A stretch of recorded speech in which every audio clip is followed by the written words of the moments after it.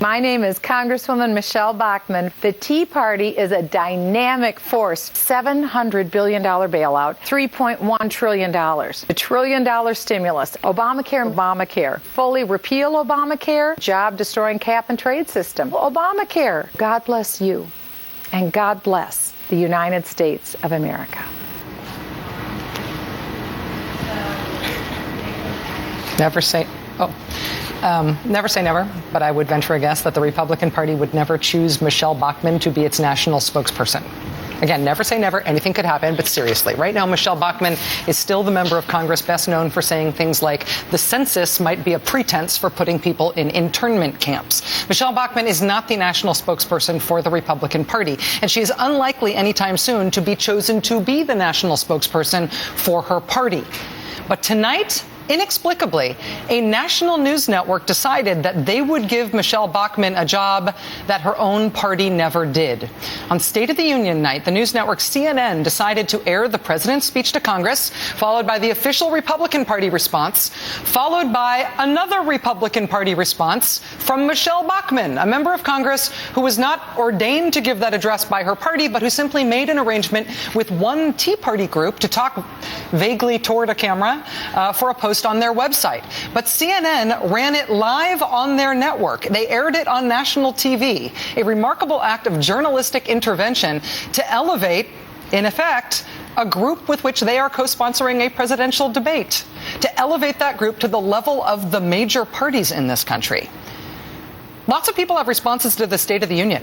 Senator Rand Paul made a video himself and posted it online as his response. Congressman Paul Brown of Georgia made his response in this tweet. He said, "Mr. President, you don't believe in the Constitution, you believe in socialism." Paul F. Tompkins had a really funny response to Michelle Bachmann, looking weirdly off camera for her whole response. He said on Twitter, quote, "I hope they turn around to reveal Bachmann is talking to a quizzical golden lab." Lots of people have lots of responses to things that happen on State of the Union night. But CNN decided tonight not to just cover the news about tonight's State of the Union. They decided to make their own by deciding that what was going to be simply the Tea Party Express webcast of Michelle Bachmann, CNN decided that that deserved equal billing with the official Republican response. Now, depending on which angle you're looking at this from, this decision by CNN could serve to highlight the disarray of the Republican Party mixing their messages in response to the president. Or, viewed from the other side, CNN's editorial intervention here could have had the effect of positioning Paul Ryan as the reasonable center between the president and the crazy looking off into space Tea Party. Nobody quite knows what CNN was thinking in making this journalistic decision tonight to make themselves part of the story. But I am desperate to know what big Republican cheeses think about this. Joining us now is the immediate former communications director for the Republican National Committee, my friend Doug Hyde. Doug, thank you so much for joining us. Thank you, Rachel. If you want to talk to a big Republican cheese, you got to find somebody else. I'm sorry. I appreciate the compliment, though. You are the biggest cheese who returns my phone calls and will agree with me to go on TV. My friends think I'm cheesy. I appreciate that. Thank you. So tell me about this. 2 Republican responses to the State of the Union on CNN tonight. What happened? Well, first thing, I thought you had a pretty good pun when you said that depending on what angle you looked at it. I actually watched it at the Tea Party's Express webpage, and she was looking at that camera. Apparently, the pool camera was a bit off center and was what most people saw, whether they watched it on CNN or on other networks that streamed it on their webpage. But, there are 2 constants that we see. Anybody who worked on Capitol Hill can tell you on State of the Union today. One is that Sheila Jackson Lee, Congresswoman from Houston, is going to be in a seat by probably 9 a.m., camped out to get the front row seat. And Elliot Engel, too, him and his mustache, right there, locked and loaded, ready to go. Yeah. Exactly. And, the other is that you'll have about 435 members of Congress and 100 senators really rush into Statuary Hall to grab as much media attention with local and national media as they can. This was obviously something a little different, but, I watched Congressman Ryan's remarks. I thought they were fantastic. And I watched Congresswoman Bachmann's as well. I thought she was pretty well on point. And, we welcome more voices. Isn't it a little bit weird, though, to have 2 responses run on a national news network as if they are equivalent? I mean, even if they weren't particularly divergent responses, I think there is this does call into question whether or not the Tea Party response is the authentic conservative response, or whether the Republican Party really does have control over its own members and a unified message to sell to the party, doesn't it? I mean, to sell to the country.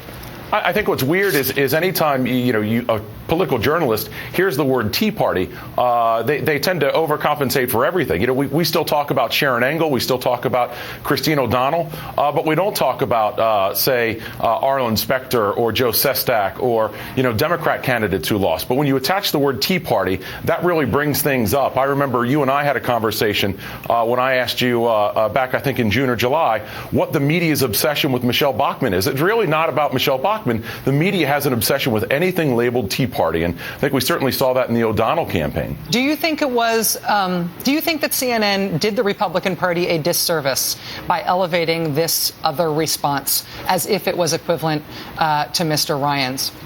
Well, I certainly don't want to ascribe motives to my friends over at CNN, but I don't think it hurt us. I think the remarks that the Congresswoman gave were fine and proper. I watched them with interest, and as an old press guy, when you watch somebody doing an interview, you're furiously scribbling notes looking for anything wrong. I think certainly over the last year, you and I have talked about that. I've done that a time or two, but I don't think there was a problem with it. But again, whenever the word Tea Party is attached, that really levels things. And we know that the media really likes to drive this. But I can tell you, having talked to so many people on the Hill, Republicans on the Hill, over the past couple of days, there's no divide between our party. Our party's growing.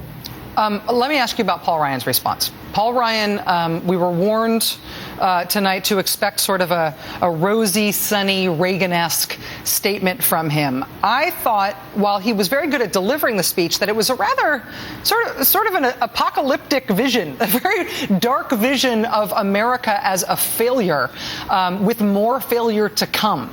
I saw it as sort of the opposite of what was advertised, the opposite of what was expected, and I saw it as a rather negative statement from the Republican Party for its official response. What happened there? Well, I don't think it was negative. I think we were talking about the real challenges this country faced, some of which the president touched on. But we know that if this country does not grapple the debt that we face, $14 trillion, that we have real problems, and we know what those problems are, and it starts with China. The president talked about China and India, what they've done with education. I'd actually applaud a lot of the president's comments on education. But if we don't fix these problems, they only get larger. And I think it was proper for Congressman Ryan to do that. That he does so in an engaging fashion is only a good thing for the party. Doug Hyde, former communications director for the RNC, and still doing a very admirable, sunny, spinny job of talking about Republican politics. Doug, it is always great to see you. Thanks a lot. Thank you so much. So the official